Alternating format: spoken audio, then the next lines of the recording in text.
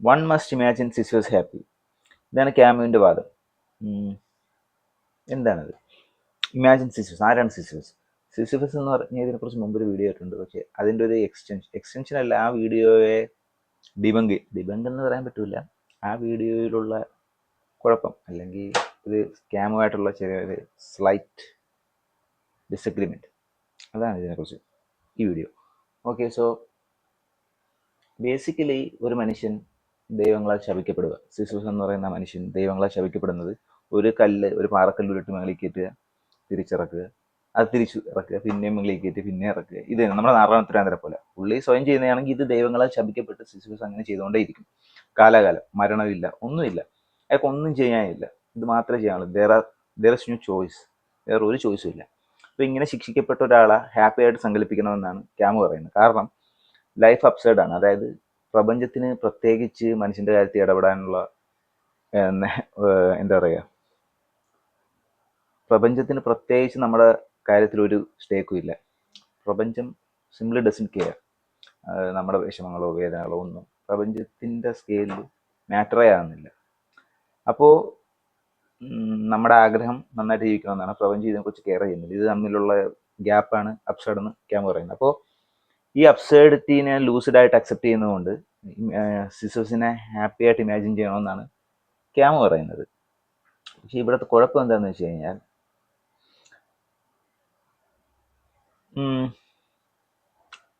സിസൂസിൻ്റെ suffering എന്ന് പറഞ്ഞാൽ വെറും എക്സിസ്റ്റൻഷ്യൽ ക്രൈസിസ് അല്ല, ഫിസിക്കൽ പെയിൻ ആണ്. അതായത് എല്ലാ ബേസിക് നീഡ്സ് എല്ലാം മീറ്റ് ചെയ്ത ഒരാളെ സങ്കല്പിക്കാം. അയാൾക്ക് എന്താണ് ജീവിതത്തിൻ്റെ അർത്ഥം, ഞാൻ എന്തിന് ജീവിക്കണം, എന്തിനാണ് ജീവിക്കേണ്ടത്, ഇതിൽ വല്ല കാര്യമുണ്ടോ? വെറുതെ നമ്മൾ കുറേ തിന്നുന്നു, കുടിക്കുന്നു, ജോലിക്ക് പോകുന്നു, അല്ലെ എന്ത് കോപ്പെങ്കിലും ചെയ്യുന്നു, പക്ഷെ എന്തെങ്കിലും കാര്യമുണ്ടോ, എന്തെങ്കിലും വാല്യൂ ഉണ്ടോ?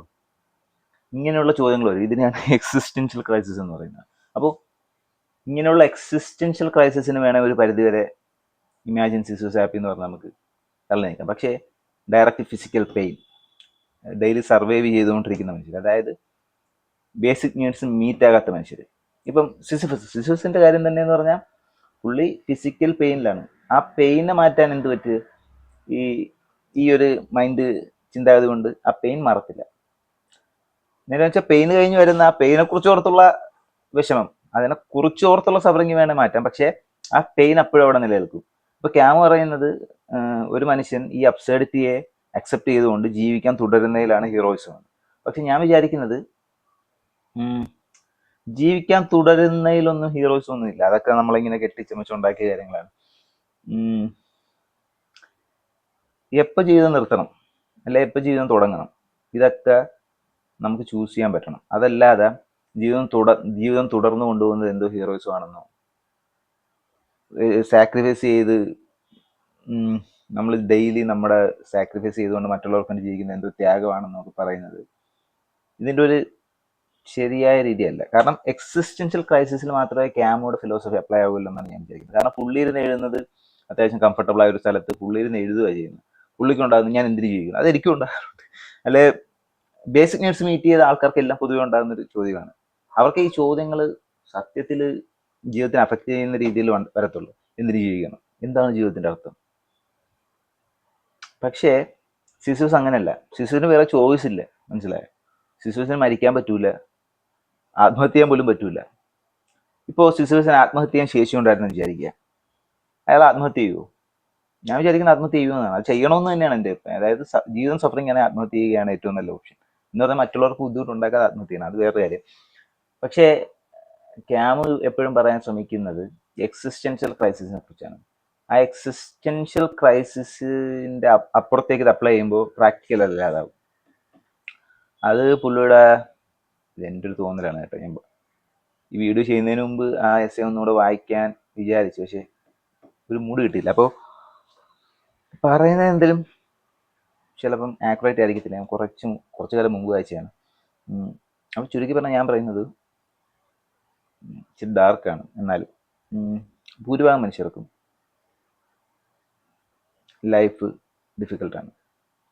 ഇങ്ങനെ പറയുമ്പോൾ ആരും അക്സെപ്റ്റ് ചെയ്തില്ല. നമ്മുടെ ജീവിതം അത്ര കുഴപ്പമില്ലെന്നാണ് വിചാരിക്കുന്നത്. പക്ഷേ ഫ്രീഡം ഇല്ലാത്ത മനുഷ്യരാണ് നമ്മളെന്ന് പറഞ്ഞാൽ എല്ലാവരും ഓടിക്കൊണ്ടിരിക്കുക. അതായത് ഞാൻ എപ്പോഴും ചിന്തിക്കാറുണ്ട്, എപ്പോഴും അല്ല, കാണുമ്പോൾ ചിന്തിക്കാറുണ്ട്. അതായത് രാത്രി 2 മണിക്കൊക്കെ ജ്യൂസ് കുടിക്കാൻ പോകും, അല്ലെ 12 ജ്യൂസ് കുടിക്കാൻ പോകും. എപ്പോൾ ജ്യൂസ് കുടിക്കാൻ പോകുമ്പോൾ കടയിൽ ഒരാൾ കാണും, ആ കടയിൽ വർക്ക് ചെയ്യുന്ന ഒരാൾ, മനസ്സിലായോ? അയാളുടെ ബേസിക് നീഡ്സ് മീറ്റ് ചെയ്യാനായിട്ട് ഒരു കടയിൽ രാത്രി 2 മണിക്ക് നിന്ന് വർക്ക് ചെയ്യുമ്പോൾ വേറെ കുറെ മനുഷ്യർ എൻജോയ് ചെയ്യാനായിട്ട് അവിടെ 2 മണിക്ക് നിന്ന് ജ്യൂസ് കുടിക്കും. രണ്ട് മനുഷ്യ ജീവിതം തമ്മിലുള്ള അന്തരമാണ്. അപ്പോൾ ഈ മനുഷ്യൻ എന്തിനാണ് ജീവിക്കുന്നത്? അയാൾക്ക് കടങ്ങളുണ്ട്, ബാധ്യതയുണ്ട്, കുടുംബം പോറ്റണം, ഇങ്ങനെ വർക്ക് ചെയ്തില്ല അയാൾക്ക് വേറൊരു രക്ഷയില്ല. എന്നാൽ ഇപ്പുറത്ത് വലിയൊരു സമൂഹം, വലിയൊരു പണക്കാർ സമൂഹം, അതായത് സമ്പത്തിന്റെ ഭൂരിഭാഗം പേഴ്സൻറ്റേജും വെച്ചിരിക്കുന്ന ഒരു സമൂഹം. ഇവരും തമ്മിലുള്ള അന്തരം അതെങ്ങനെയാണ് പരിഹരിക്കാൻ പറ്റുന്നത്? പരിഹരിക്കാനൊന്നും പറ്റുമെന്ന് ഞാൻ വിചാരിക്കുന്നില്ല. പക്ഷേ നമ്മുടെ സിസ്റ്റം ഉണ്ടാക്കിയിരിക്കുന്നത് വർക്കേഴ്സിന് ഉണ്ടാക്കാൻ വേണ്ടിയാണ്. അതായത് ജീവിതത്തിന്റെ ലക്ഷ്യം തന്നെയായിട്ട് പറയുന്നത് ഒരുമാതിരി പണിയെടുക്കണമെന്നാണ്. ഒരു കുട്ടിയുടെ ഡ്രീം ജോബ് എന്താണെന്നൊക്കെ ചോദിക്കും. ഒന്ന് ആലോചിക്കും, ഡ്രീം ജോബ് എന്ന് പണിയെടുക്കുന്നതാണോ ഒരു ഒരു മനുഷ്യന്റെ ഡ്രീം ആകേണ്ടത്? ഞാൻ കരുതുന്നില്ല. അത് ചിലപ്പം ഓഫ് കോഴ്സ് ഞാൻ എനിക്ക് വലിയ ബാധ്യതകളോ ഉത്തരവാദിത്തങ്ങളോ ആരെയും നോക്കേണ്ട കാര്യമോ ഒന്നും ഇല്ലാത്ത ഒരു പ്രിവിലേജ് പൊസിഷനിൽ ഇരിക്കുന്നതുകൊണ്ടാണ് ഞാൻ ഇങ്ങനെ ചിന്തിക്കുന്നത്. ഞാൻ നിഷേധിക്കുന്നില്ല. പക്ഷേ അങ്ങനെ ചിന്തിക്കാൻ എല്ലാ മനുഷ്യർക്കും പറ്റണം എന്ന് വെച്ചാൽ അങ്ങനെ ചിന്തിക്കാനല്ല, അങ്ങനത്തെ ഒരു സാഹചര്യത്തിലോട്ട് എല്ലാ മനുഷ്യരും വരും. ബേസിക് നീഡ്സ് ഒക്കെ സത്യത്തിൽ മനുഷ്യാവകാശമാക്കേണ്ടതാണ്. എല്ലാവരുടെയും ബേസിക് നീഡ്സ് മനുഷ്യാവകാശമാക്കേണ്ടതാണ്. എന്നിട്ട് മതി ബാക്കിയുള്ള പരിപാടികളൊക്കെ എന്നാണ് ഞാൻ വിചാരിക്കുന്നത്. പക്ഷേ നമുക്കതിനുള്ള ഒരു സിസ്റ്റം ഇല്ല. വെളിയിലോട്ട് ഇറങ്ങുമ്പോൾ മനുഷ്യർ മുഴുവൻ ഓടുകയാണ്. സത്യത്തിൽ സ്വിഗ്ഗി, സൊമാറ്റോ, അല്ലെ കടയിൽ നിൽക്കുന്ന ആൾക്കാർ എല്ലാവരും, എന്നിട്ട് ഇവര് വെറും സർവൈവ് ചെയ്യുക ചെയ്യുന്നത്, അല്ലാതെ ഇവര് രക്ഷപ്പെടുകയോ അല്ലെങ്കിൽ കംഫർട്ടബിൾ ആയിട്ട് പിന്നെ ഒരു 5 കൊല്ലം പണിയെടുത്തിട്ട് പിന്നെ കംഫർട്ടബിൾ ആയിട്ട് ജീവിക്കാൻ പറ്റുന്ന സാഹചര്യമില്ല. ഇവര് ജീവിതകാലം മുഴുവൻ അല്ലെങ്കിൽ നല്ലൊരു കാലഘട്ടം മുഴുവൻ ഇവരിങ്ങനെ സഫർ ചെയ്തുകൊണ്ടേയിരിക്കും. അതിന്റെ പോയിന്റ് ഇങ്ങനെ സഫർ ചെയ്യുന്നതാണോ നല്ലത്? അതായത് ഇംഗ്ലീഷിലൊരു പ്രയോഗമുണ്ട്, ബേസിക്കലി മലയാളം ഇതാണ്. അതായത് എൻ്റെ ഒരു അഭിപ്രായത്തിൽ നല്ലപോലെ പ്രകാശിച്ച് കത്തിത്തീരുന്ന മെഴുകുതിരിയാണ് ഏറ്റവും നല്ലത്. അല്ലാതെ എരിഞ്ഞെരിഞ്ഞ് തീരുന്ന മെഴുകുതിരിക്ക് പ്രകാശവും കുറവായിരിക്കും, കുറെ കാലം കത്തിയൊന്നും ആകും, ഒരു കാര്യമില്ല. പറയുന്നത് മനസ്സിലാവുന്നുണ്ടോ? ഞാൻ എന്താ പറഞ്ഞത്? ക്യാമു. ഓക്കെ, അപ്പോൾ ബേസിക് നീഡ്സ് മീറ്റ് ആകാത്തവർക്ക് ചിന്താ രീതി പരിഷ്കരിച്ചുകൊണ്ടൊന്നും മാറ്റം ഉണ്ടാകത്തില്ല. ആൾക്കാരുടെ സാമൂഹിക സാഹചര്യങ്ങൾ മെച്ചപ്പെടാതെ മനുഷ്യരെ എന്താ പറയുക, അപ്ഗ്രേഡ് ചെയ്യാൻ പറ്റൂല. പക്ഷേ അതിനുള്ള സാഹചര്യം നമ്മൾ ഉണ്ടാക്കുന്നുമില്ല. അത് മുതലാളി ക്യാപിറ്റലിസത്തിന്റെ ഓവർ റീച്ച് ആയിരിക്കാം, അല്ലെ വേറെ ഐഡിയോളജിയുടെയും ഓവർ റീച്ച് ആയിരിക്കാം. എന്തോ നമ്മൾ ഇത് നോർമലാണെന്ന് വിചാരിക്കുന്നു. ഒരു മനുഷ്യൻ ജനിക്കുന്നു, ഒരു ഒരു ആവശ്യവും ഇല്ല, ആവശ്യമില്ലാത്തതെന്നല്ല, ഇഷ്ടമില്ലാത്ത സ്ഥലത്തിൽ സ്കൂളിൽ കൊണ്ടുവിടുന്നു. സത്യത്തിൽ എത്ര മനോഹരമായിട്ട് പിള്ളേർ സ്കൂളിൽ വിടാൻ പറ്റുന്നതാണ്. അതുപോലും ഇല്ല. കരഞ്ഞ് പിടിച്ചു നോക്കിയ പിള്ളേർ സ്കൂളിൽ പോലും പോകത്തുള്ളൂ. അങ്ങനത്തെ ഒരു സിസ്റ്റത്തിൽ വളർത്തി ഒരു ലെവലെത്തുമ്പം ജോലിക്ക് പോകണം, പിന്നെ അത് ലോൺ എടുത്ത് വീട് വെക്കുക, എന്നിട്ട് ആ ലോൺ അടക്കാനായിട്ട് ജീവിതകാലം മുഴുവൻ കളയുക. ഇങ്ങനെയാണ് ഒരു മനുഷ്യൻ ജീവിക്കേണ്ടത്. മനുഷ്യന് സ്വസ്ഥമായി ശാന്താറാം ഇതിൻ്റെ നോവലുണ്ട്, അതിൻ്റെ അകത്ത് അന്ന് തോന്നുന്നു ഏറ്റവും വിലപ്പെട്ടത് എന്താന്ന് ചോദിക്കുമ്പം പുള്ളി പറയുന്ന ഉത്തരം പലതും കാശ്, സ്നേഹം, റിലേഷൻഷിപ്പ് എന്നൊക്കെ പലരും പറയുമ്പോൾ നായകനാന്ന് തോന്നുന്നു പുള്ളി പറയുന്നത് സ്വാതന്ത്ര്യമാണെന്നാണ്. കാരണം പുള്ളി ജയിലിൽ കിടന്ന ആളാണ്. ജയിലിൽ കിടന്ന ആൾക്ക് കാര്യം അറിയാം. സ്വാതന്ത്ര്യമാണ് ഏറ്റവും വലുത്. നമ്മൾ സ്വതന്ത്രനാണോ? നമ്മൾ ഭൂരിഭാഗം മനുഷ്യന് സ്വതന്ത്രനാണോ? അതായത് രാവിലെ എണീക്കുമ്പോൾ തോന്നുവാണ് എന്ത് പണിക്ക് പോകണ്ട, അങ്ങനെ പണിക്ക് പോകണമെന്ന് തോന്നിയാൽ നമുക്ക് പോകാതിരിക്കാനുള്ള സിസ്റ്റം ഉണ്ടോ? ഉണ്ടാകണമെന്നാണ് എൻ്റെ അഭിപ്രായം. എല്ലാ മനുഷ്യർക്കും അങ്ങനെയുള്ളൊരു സിസ്റ്റം ഉണ്ടാക്കണം. അങ്ങനെ സിസ്റ്റം നിലനിൽക്കോ ഇല്ലയോ എന്നുള്ള ചോദ്യമാണ്. ഇങ്ങനെ മനുഷ്യർക്ക് മുഴുവൻ പണിയെടുക്കാതെ ജീവിക്കാൻ പറ്റുന്ന സിസ്റ്റം നിലനിൽക്കോ ഇല്ലെന്ന് ചോദ്യമാണ്. എൻ്റെ ഉത്തരം സിസ്റ്റം നിലനിന്നാലും ഇല്ലെങ്കിലും മനുഷ്യർക്ക് സുഖമായിട്ട് ജീവിക്കാൻ പറ്റണം. നമ്മുടെ ഈ തലമുറയാണ് ലോകത്തിലെ ഏറ്റവും അവസാനത്തെ തലമുറയെങ്കിലും അങ്ങനെ ആയിപ്പോയാലും പണിയെടുക്കാതെ ജീവിക്കാൻ പറ്റുമെങ്കിൽ, ഫ്രീ ആയിട്ട് ജീവിക്കാൻ പറ്റുമെങ്കിൽ അങ്ങനെ ചെയ്യണമെന്നാണ് ഞാൻ വിചാരിക്കുന്നത്. പക്ഷേ നമ്മൾ അങ്ങനല്ല. അതായത് ചില മനുഷ്യന്മാര് ലോൺ എടുക്കുന്ന രീതിയൊക്കെ കണ്ടപ്പോൾ ഞാൻ ഞെട്ടിപ്പോയി. അതായത് അവരുടെ മാസ വരുമാനത്തിന്റെ 10-20 ഇരട്ടിയൊക്കെയാണ് ലോൺ എടുക്കുന്നത്. മാസ വരുമാനത്തിന്റെ 10 ഇരട്ടി. എന്നിട്ട് ഇവർക്ക് അത് അടക്കാനായിട്ട് ജോലിക്ക് പോകാൻ നിർബന്ധിതനാകും. അപ്പം ജോലി സ്ഥലത്ത് സ്വാതന്ത്ര്യമില്ല, വെളിയിറങ്ങിയാൽ വെളിയിറങ്ങാൻ ടൈം പോലും ഇല്ല. 7-8 മണിക്കൂറൊക്കെ വർക്ക് ചെയ്യുക എന്നൊക്കെ പറഞ്ഞ ഒരു മനുഷ്യന്റെ ജീവിതത്തിൽ 7-8 മണിക്കൂർ ഒരു ദിവസം വർക്ക് ചെയ്ത് കളയുക എന്നൊക്കെ പറഞ്ഞാൽ അത് ഇഷ്ടമില്ലാത്ത കാര്യം. ഇഷ്ടത്തോടെ പണിക്ക് പോകുന്ന ഒറ്റ ഒരാളാണ്, രണ്ടുപേരറിയാം. അതും അവരും പറഞ്ഞത് അതൊരു പരിധി കഴിഞ്ഞാൽ അതും ബോറാകുമെന്ന്. രണ്ട് ടീച്ചേഴ്സാണ്. അപ്പം അവർ പറഞ്ഞത് പഠിപ്പിക്കുന്ന ഇഷ്ടമാണ്, പക്ഷെ അതും 1-2 അവറൊക്കെ ആണെങ്കിൽ കൊള്ളാം, അത് കഴിഞ്ഞ് പിന്നെ അത് അലമ്പാകുമെന്നാണ് പറയുന്നത്. അതല്ലാതെ അങ്ങനെയാണോ മനുഷ്യന് ജീവിക്കേണ്ടത്? നമുക്കൊരു ചേഞ്ച് വേണ്ടേ? ഓക്കെ, ഇപ്പം ഞാൻ പറയുമ്പോഴും ഞാൻ മനസ്സിലാക്കുന്ന എൻ്റെ സാഹചര്യം ഞാൻ മനസ്സിലാക്കുന്നു. ഇച്ചിരി പ്രിവിലേജ് പൊസിഷൻ എന്ന് പറഞ്ഞാൽ ഞാൻ വലിയ കോടീശ്വരനെന്നല്ല. തട്ടിമുട്ടി പോയാലാണേലും ജീവിക്കാനുള്ള കാശുണ്ടാക്കി പണിക്ക് പോകാൻ പണിക്ക് പോയില്ലേലും ജീവിക്കാൻ പറ്റുന്ന ഒരു രീതിയിലാണ് ജീവിക്കുന്നത്. പക്ഷേ നമ്മുടെ ഇങ്ങനല്ല നമ്മുടെ സിസ്റ്റം ഉണ്ടാകേണ്ടത്. ഇങ്ങനല്ല എന്ന് പറഞ്ഞിട്ട് അതിന് എന്തെങ്കിലും സൊല്യൂഷൻ ഉണ്ടോ എന്ന് ചോദിച്ചാൽ സൊല്യൂഷൻ ഒന്നും ഇല്ല. സൊല്യൂഷൻ ഇച്ചിരി ഡാർക്കാണ്. അത് പറയണോ വേണ്ടോ എന്നുള്ളതാണ്. അത് പിന്നെ പറയാം. അപ്പോ വർക്ക് കൾച്ചറൊക്കെ മാറണം. അതായത് പക്ഷേ അത് മുതലാളിത്തത്തിന്റെ ക്യാപിറ്റലിസത്തിന്റെ ഒരു നെഗറ്റീവാണ്. അതായത് കൂടുതൽ പ്രൊഡക്റ്റീവ് ആക്കാൻ ആൾക്കാർ ശ്രമിച്ചുകൊണ്ടിരിക്കും. അതായത് കൂടുതൽ പ്രൊഡക്റ്റീവ് ആയാലേ അവർക്ക് സർവൈവ് ചെയ്യാൻ പറ്റത്തില്ല ക്യാപിറ്റലിസ്റ്റ് സിസ്റ്റത്തിൽ. അങ്ങനത്തെ ഒരു ദൂഷ്യഫലമാണ് എന്ത്? കൂടുതൽ പ്രൊഡക്റ്റീവ് ആണെങ്കിൽ കൂടുതൽ ആൾക്കാരെ ഗ്രൈൻഡ് ചെയ്യിക്കണം, കൂടുതൽ ആൾക്കാർ വർക്ക് ചെയ്തുകൊണ്ടേയിരിക്കണം. അതുകൊണ്ടാണ് ക്യാപിറ്റലിസം നമ്മളിൽ ഇങ്ങനെ പിടിമുറുക്കി. അത് ക്യാപിറ്റലിസത്തിന്റെ നെഗറ്റീവാണ്, ഇതല്ലാതെ വേറെ എന്തെങ്കിലും മാർഗം ഉണ്ടോ എന്നൊന്നും എനിക്കറിയില്ല.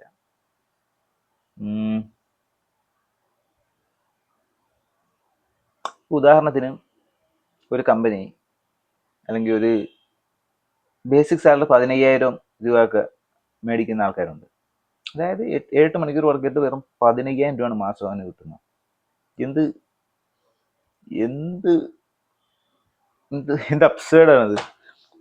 പക്ഷേ ഇപ്പോൾ ഒരു മുതലാളി തീരുമാനിക്കുകയാണ് എൻ്റെ തൊഴിലാളികൾക്ക് മുഴുവൻ ഞാൻ ശമ്പളം കൊടുക്കുകയാണ്. അത് അങ്ങനെ നല്ല ശമ്പളം കൊടുക്കും എന്ന് വിചാരിക്കാനായിട്ട് ഏറ്റവും കൂടുതൽ കാശുള്ള മുതലാളി തീരുമാനിച്ചാൽ തന്നെയും ആ കമ്പനി പതിയെ ലാഭം കുറയും. കാരണം കൂടുതൽ ആൾക്കാർക്ക് ശമ്പളം കൊടുക്കുമ്പോൾ ലാഭം കുറയുമല്ലോ, സ്വാഭാവികമല്ല. അപ്പം ലാഭം കുറഞ്ഞ കമ്പനിയിൽ ഇൻവെസ്റ്റ്മെന്റ് കുറയും. അപ്പോൾ എത്ര മനുഷ്യരെ അടിച്ചമർത്തുന്നോ, എത്ര വർക്കേഴ്സിനെ പിഴിഞ്ഞൂറ്റുന്നോ അവരായിരിക്കും പൊതുവെ സാധ്യത കൂടുതൽ. അതായത് ഈ സർവൈവൽ ഓഫ് ദ ഫിറ്റസ്റ്റ് എന്നൊക്കെ പറയുന്ന പോലെ പിഴിഞ്ഞെടുത്ത് ജീവിക്കുന്ന കമ്പനികൾ സർവൈവ് ചെയ്യാനുള്ള ചാൻസ് കൂടും. അപ്പൊ കാലക്രമേണ അതാണ് നമ്മുടെ ഇവിടെയും കാണുന്നത്. കാലക്രമേണ ഇങ്ങനെ ഗ്രൈൻഡ് ചെയ്ത് മനുഷ്യരെ ഒരുമാതിരി പിഴിഞ്ഞ് ചാറാക്കി എടുക്കുന്ന കമ്പനികൾ വളർന്നുകൊണ്ടേയിരിക്കും. അപ്പോഴാണ് ഈ ഇൻഫോസിലെ മറ്റേ നാരായണമൂർത്തിയ പുള്ളിയൊക്കെ പറയണത് വർക്ക് ടൈം ഇനിയും കൂട്ടണമെന്ന്. ഈ മനുഷ്യന്മാർ മെഷീനായിട്ടാണ് കാണുന്നത്. മോഡേൺ ടൈംസ് ചാർലി ചാപ്ലിന് പണ്ടേ പറഞ്ഞൊരു കാര്യമാണ്, ഈ മനുഷ്യരെ മെഷീനായിട്ട് കാണുന്നത് എത്ര ഇൻഹ്യൂമേൻ ആണ്. അതായത് ഒരു ഫാക്ടറിയിൽ നെട്ടും ബോൾട്ടും തിരിക്കുന്ന ഒരാളുടെ കഥയത്. നല്ല പടമാണ് മോഡേൺ ടൈംസ്, ഒന്ന് കണ്ടു നോക്ക്. ഓക്കെ, സോ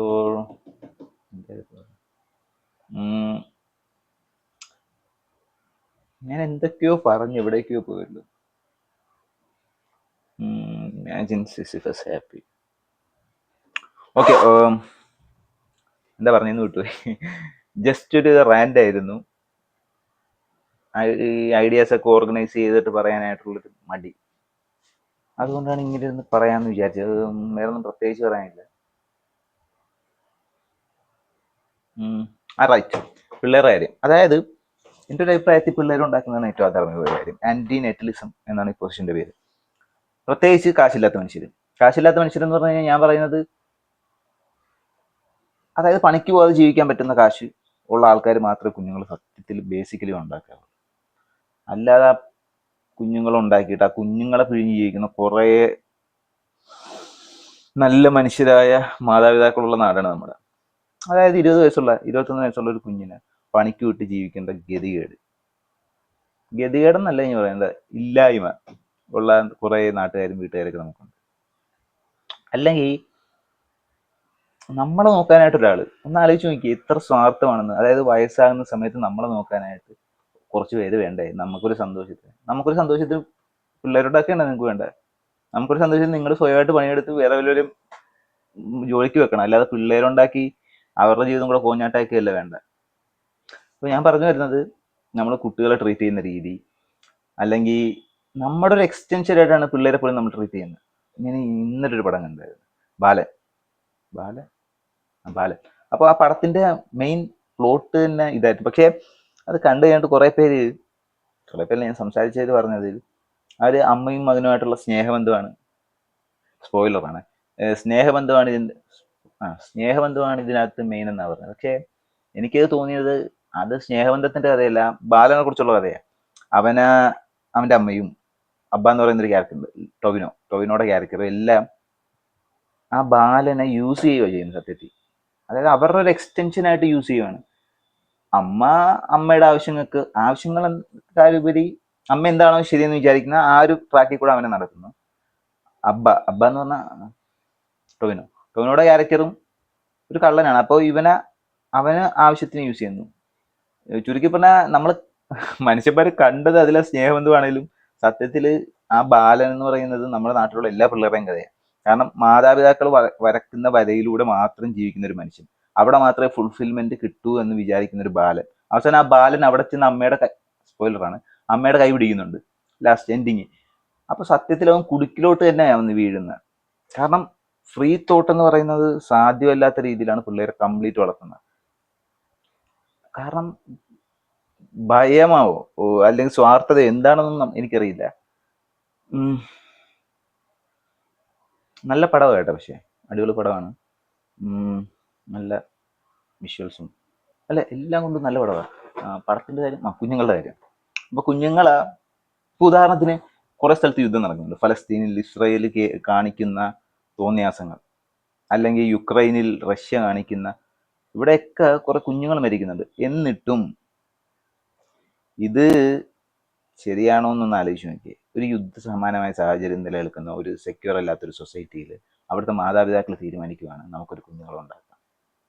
അതെന്താ എന്ത് മോശം പരിപാടിയാണ് അത്, മനസ്സിലായോ?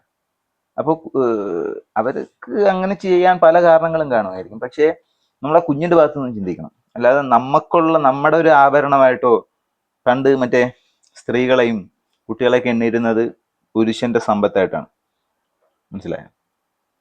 പശുവിന്റെ കൂട്ടത്തിലും ആടിന്റെ കൂട്ടത്തിലും ഒക്കെ എണ്ണിയതാണ് മക്കളും ഭാര്യേനെയൊക്കെ. അപ്പൊ അതുപോലെ ഇപ്പം കുഞ്ഞുങ്ങളെ ട്രീറ്റ് ചെയ്തത്, കുഞ്ഞുങ്ങളൊരു വ്യക്തിയാണെന്നും, കുഞ്ഞുങ്ങളെന്ന് പറഞ്ഞാൽ സത്യത്തില് എന്തോരം കെയർ വേണ്ട മനുഷ്യരാണ്.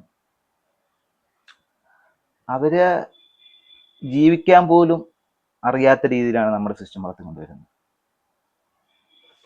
കംപ്ലീറ്റ് അടപടലം വിഷയമാണ് അത്. മതത്തിന്റെ ഇൻഫ്ലുവൻസ് ഉണ്ട്, സോക്കോൾഡ് സംസ്കാരത്തിന്റെ ഇൻഫ്ലുവൻസ് ഉണ്ട്. സ്വതന്ത്ര മനുഷ്യരായിട്ട് ആരെയും വളർത്താൻ അനുവദിക്കുന്നേ ഇല്ല.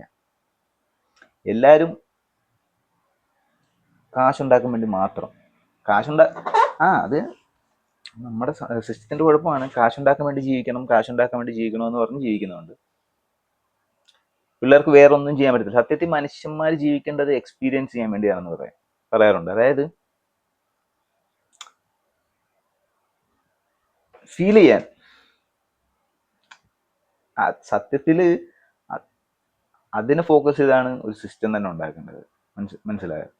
മറ്റുള്ള മനുഷ്യരുമായിട്ട് സംസാരിക്കാൻ പറ്റുക, അല്ലെങ്കിൽ ഒരാൾക്ക് എന്താണോ ഇഷ്ടം. ഞാൻ കുറെ മനുഷ്യർക്ക് ചോദിക്കാനുണ്ട്, കാശൊരു വിഷയം അല്ലെങ്കിൽ എന്തായിരിക്കും ചെയ്യുന്നത്. സത്യത്തിൽ ആർക്കും പ്രത്യേകിച്ച് ഒരു ഐഡിയ ഇല്ല. എല്ലാം പറയുന്നത് സേഫ് ആയിട്ടൊരു സെക്യൂർ വീട്, സാധനമൊക്കെ മേടിക്കുക, അല്ലെങ്കിൽ യാത്ര പോവുക.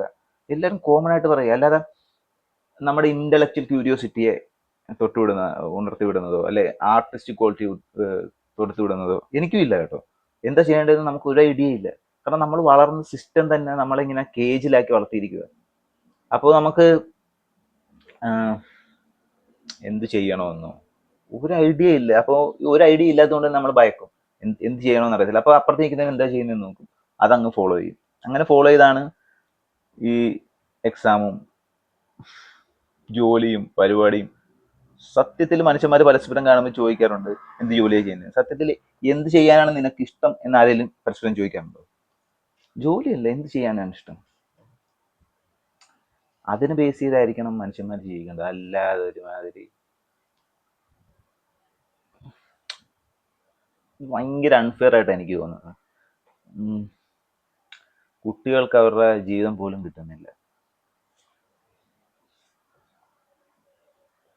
എല്ലാവരും ഭയങ്കര മറ്റുള്ള ജീവിതത്തിനെ കുറിച്ച് കൺസേൺ ആണ്. അല്ലെങ്കിൽ അവരെങ്ങനെ ജീവിക്കണമെന്ന് നമുക്കൊരു അഭിപ്രായമുണ്ട്, അതനുസരിച്ച് ജീവിച്ചാൽ മതി, ഇല്ലേ എന്തോ കുറവ് സംഭവിച്ച പോലെയാണ് എന്നൊക്കെ പറയുന്നുണ്ട്. സത്യത്തിൽ എന്താണ് ഞാൻ വീഡിയോ കൊണ്ട് ഉദ്ദേശിക്കുന്നതെന്ന് എനിക്കിപ്പം ഒരു ഐഡിയ ഇല്ല. ഞാൻ ക്യാമുവിൻ്റെ സിസിയോസ് ഹാപ്പി ആണോ എന്ന് പറഞ്ഞ് തുടങ്ങിയിട്ട് ഈ മെത്തേഡിന് പറയുന്നത്, ലിറ്ററേച്ചറിൽ പറയുന്നത് സ്ട്രീം ഓഫ് കോൺഷ്യസ്നസ് എന്നാണ്. അതായത് എന്താണോ മനസ്സിൽ തോന്നുന്നത് അതങ്ങ് പറഞ്ഞ് വിടുക. അതാണ് ഇവിടെ നടന്നത്. ഒരു കാര്യം പറയായിരുന്നു, ആ കാര്യം കംപ്ലീറ്റ് ആക്കിയെന്ന് പോലും എനിക്കിപ്പോൾ ഉറപ്പില്ല. എന്തൊക്കെയോ പറഞ്ഞു, just another plant. Okay, bye. വേറൊരു കാര്യം കൂടെ, ഒരു ഹാർവേഡ് സ്റ്റഡി ഉണ്ടായിരുന്നു, ഒരു മനുഷ്യന്റെ ജീവിതത്തിന് ഏറ്റവും ഫുൾഫിൽമെന്റ് ആക്കുന്ന കാര്യം എന്താണ്. അതായത് 60 കൊല്ലത്തോളം എടുത്ത് പഠിച്ചൊരു സ്റ്റഡിയാണ്. അപ്പോൾ ഒരു മനുഷ്യന് ഏറ്റവും സാറ്റിസ്ഫാക്ഷൻ നൽകുന്നത് കാശോ സമ്പത്തോ ജോലിയോ അവൻ വളർന്ന രാജ്യമോ ഒന്നുമല്ല. അതിനൊക്കെ വാല്യൂ ഉണ്ട്, പക്ഷെ ഏറ്റവും വാല്യൂ അവൻ്റെ ചുറ്റുമുള്ള റിലേഷൻഷിപ്സ് ആണ്. മനസ്സിലായോ? അപ്പോൾ നമ്മൾ റിലേഷൻഷിപ്പിൽ ഫോക്കസ് ചെയ്യണം എന്ന് പറയുന്നത്, അതായത് ഉദാഹരണത്തിന് ചില പുസ്തകങ്ങളുണ്ട്, ഹൗ ടു ഇൻഫ്ലുവൻസ് ഫ്രണ്ട്സ്, അല്ലെങ്കിൽ ഹൗ ടു ഇൻഫ്ലുവൻസ് ഫ്രണ്ട്സ്, അങ്ങനെ ഒരു പുസ്തകം തന്നെ ഉണ്ട്. ഞാൻ ഇത് കേട്ടപ്പോഴേ എനിക്ക് എൻ്റെ തലച്ചോറ് ഒരുമാതിരി കലിപ്പ് വന്നു. ഒന്ന് ആലോചിച്ച് നോക്കിയേ, എങ്ങനെ മനുഷ്യരെ ഇൻഫ്ലുവൻസ് ചെയ്യാമെന്ന്, അല്ലെങ്കിൽ എങ്ങനെ ഫ്രണ്ട്സിനെ ഉണ്ടാക്കിയെടുക്കാമെന്ന്. ഇതൊക്കെ പുസ്തകം നോക്കിയിട്ടും ഇതൊക്കെ പഠിക്കേണ്ട കാര്യമാണോ? ഒന്ന് ആലോചിച്ച് നോക്കണം. അതായത് ഞാൻ വായിച്ചിട്ടില്ല കേട്ടോ, ഞാൻ വായിക്കാനും അത് വായിക്കുന്നവരോട് എനിക്ക് പുച്ഛമാണെന്ന് മാത്രമേ ഞാൻ പറയത്തുള്ളൂ. വല്ല സെയിൽസ് റെപ്രസെൻറ്റേറ്റീവിന് വേണേൽ വായിക്കാം. മനസ്സിലായോ? അതായത് എങ്ങനെയാണ് മനുഷ്യരെ ഇൻഫ്ലുവൻസ് ചെയ്യേണ്ടത് അല്ലേ. അല്ലാതെ ഒന്ന് ആലോചിച്ച് നോക്കിയേ, നമ്മൾ ഇടപെടുന്ന ആൾക്കാരോട് വേറൊരു അൾട്ടീരിയർ മോട്ടീവ് വെച്ച് ഇടപെടുക എന്നുള്ളത്. അതായത് എങ്ങനെ ഒരാളെ ഇൻഫ്ലുവൻസ് ചെയ്യാമെന്ന് മനസ്സിലാക്കിക്കൊണ്ട് അവനെ ഇൻഫ്ലുവൻസ് ചെയ്യാൻ വേണ്ടി ചില പാറ്റേണിൽ സംസാരിക്കുകയോ, അതായിരിക്കും പുസ്തകം. ഞാൻ വായിച്ചിട്ടില്ല, അതായിരിക്കും ആ പുസ്തകം പറയുന്നതെന്നാണ് ഞാൻ വിചാരിക്കുന്നത്. ഐ തിങ്ക് സോ, അങ്ങനെയാണെന്നാണ് കരുതുന്നത്. കാരണം ഞാൻ അതിൻ്റെ വായിച്ച ആൾക്കാർ പറഞ്ഞു കേട്ടത് ഇങ്ങനെയാണ്. ഓക്കെ, അപ്പോൾ ഒന്ന് ആലോചിച്ച് നോക്കി, ഒരു മനുഷ്യനെ ഇൻഫ്ലുവൻസ് ചെയ്യുന്നത് എങ്ങനെയാണെന്ന് അറിയാൻ വേണ്ടി വേറൊരു പുസ്തകം എഴുതുകയും ആ ഇൻഫ്ലുവൻസ് വെച്ച് നമ്മൾ അടുത്തിരിക്കുന്ന മനുഷ്യനെ മാനിപ്പുലേഷൻ തന്നെ. മാനിപ്പുലേഷൻ ചെയ്യുന്നത് എന്ത് മോശമാണ്. അപ്പോൾ നമ്മൾ സന്തോഷമാകാൻ വേണ്ടി ആൾക്കാരുണ്ടാക്കുന്നത് ശരിയല്ല. മനസ്സിലായി? ആൾക്കാരെ വേറൊരു ആൾട്ടീരിയർ മോട്ടീവിന് വേണ്ടി യൂസ് ചെയ്യരുത്. ഇതാണ് മൊറാലിറ്റിയുടെ ബേസിക് പ്രിൻസിപ്പിൾ എന്നാണ് ഞാൻ വിചാരിക്കുന്നത്. ഓക്കെ, അപ്പോൾ അത് ക്ലിയർ ആയി. എന്തോ പറയുന്നത്. ഓക്കെ, റിലേഷൻഷിപ്പ്, അതാണ് ഞാൻ പറഞ്ഞത്. അതായത് നമ്മൾ ഒരു മനുഷ്യനെ സ്നേഹിക്കുന്നത് നമ്മളാണ്. ഒരു മനുഷ്യനെ നമ്മൾ സ്നേഹിക്കുന്നുണ്ടെങ്കിൽ നമ്മളെല്ലാവരും ചെയ്യുന്ന മിസ്റ്റേക്കാണ്, ഞാനടക്കം ചെയ്യുന്ന മിസ്റ്റേക്കാണ്. നമ്മുടെ ഒരു വസ്തുവായിട്ട് നമ്മളതിനെ ട്രീറ്റ് ചെയ്യും. അതായത് അതെൻ്റെ സാധനമാണ്, ദാറ്റ്സ് മൈൻ, ഷീസ് മൈൻ എന്ന് നമ്മളങ്ങ് വിചാരിക്കും. ഷീസ് മൈൻ, അതൊക്കെ ശരിയാണ്. എന്നാലും നമ്മൾ അവരുടെ പേഴ്സണൽ സ്പേസിനുള്ള റെസ്പെക്റ്റ് കൊടുക്കുന്നുണ്ടോ എന്ന് നമ്മളൊന്ന് ചിന്തിക്കേണ്ടിയിരിക്കുന്നു. കാരണം മനസ്സിലായി, അവർക്ക് കുറേ പ്രശ്നങ്ങൾ കാണും, നമ്മൾ ബന്ധപ്പെടുന്ന കൂട്ടുകാർക്ക് കുറേ പ്രശ്നങ്ങളാണ്. നമ്മളെപ്പോഴും ചിന്തിക്കുന്നത് നമ്മുടെ ഭാഗത്തു നിന്നാണ്.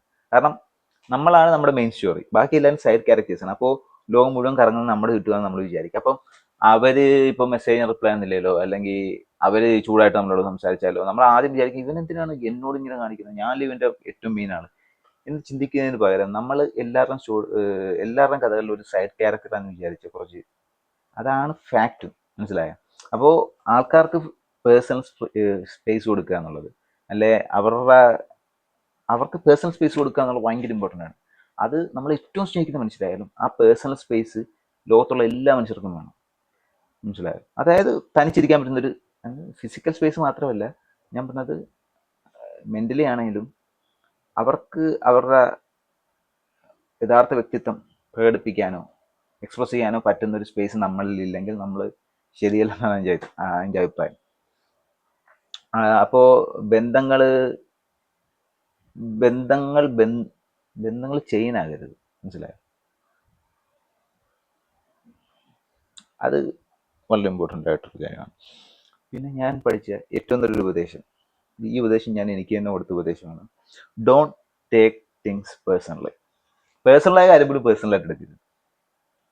ഭയങ്കര ഇമ്പോർട്ടൻ്റ് ആയിട്ടൊരു സാധനമാണ്. എങ്ങനെ ഏറ്റവും സുഖകരമായിട്ട് സന്തോഷമായിട്ട് മറ്റുള്ളവരുടെ ഇടയിൽ ജീവിക്കാനുള്ള ഒരു എക്സാമ്പിളാണ്. Don't take things personally. ഇപ്പോൾ പേഴ്സണൽ കാര്യമായിരിക്കും. ഇപ്പോൾ ഒരാൾ നമ്മുടെ സ്വഭാവം കൊണ്ട് ഒരാൾ നമ്മൾ പുറത്താക്കുന്നു, വീട്ടിൽ നിന്ന് പുറത്താക്കുന്നു വിചാരിക്കും. അതുപോലും പേഴ്സണലായിട്ട് എടുക്കരുതെന്ന് എൻ്റെ അഭിപ്രായം. കാരണം ജീവിതം എന്താണെന്ന് ചോദിച്ചു കഴിഞ്ഞാൽ, ഇതേപോലത്തെ ഡൈസ്, കുറേ ഡൈസ് കണ്ടോ, കുറേ ഡൈസ് എൻ്റെ കയ്യിലുണ്ട്. ഈ ഡൈസ് ഞാൻ എന്തിനാണ് യൂസ് ചെയ്യുന്നത് വെച്ചാൽ, ഈ ദൈവവിശ്വാസികൾ ഓരോ മാലയാ വല്ല സാധനമൊക്കെ ആയിട്ട് നടക്കത്തില്ല, അതുകൊണ്ട് ഡൈസ് കൊണ്ട് നടക്കും. അതായത് ലൈഫ് ബേസിക്കലി എന്താണെന്ന് വെച്ചാൽ എപ്പോഴും ഡൈസിൻ്റെ പോക്കറ്റിരിക്കും. അപ്പം ബേസിക്കലി ഡൈസ് ഒരു ഇൻസെപ്ഷൻ സിനിമയിൽ അമ്മമാർ കൊണ്ട് നടക്കത്തില്ലേ, ടോട്ടം, അതുപോലെ ഞാൻ കൊണ്ട് നടക്കുന്ന ഡൈസുകൾ. അപ്പോൾ ബേസിക്കലി ജീവിതം എന്ന് പറഞ്ഞു കഴിഞ്ഞാൽ റാൻഡമാണ്. എന്ത് സംഭവിച്ചാലും അത് റാൻഡമാണ്. അപ്പോൾ ഈ സാധനം നമ്മൾ റാൻഡം ആയതുകൊണ്ട് തന്നെ ഒന്നും പേഴ്സണലി എടുക്കരുത്, പേഴ്സണലായ കാര്യം പോലും. ആ ഒരു പെർസ്പെക്റ്റീവ് വെച്ച് കഴിഞ്ഞാൽ കുറച്ച് ആശ്വാസം കിട്ടും. ഉദാഹരണത്തിന്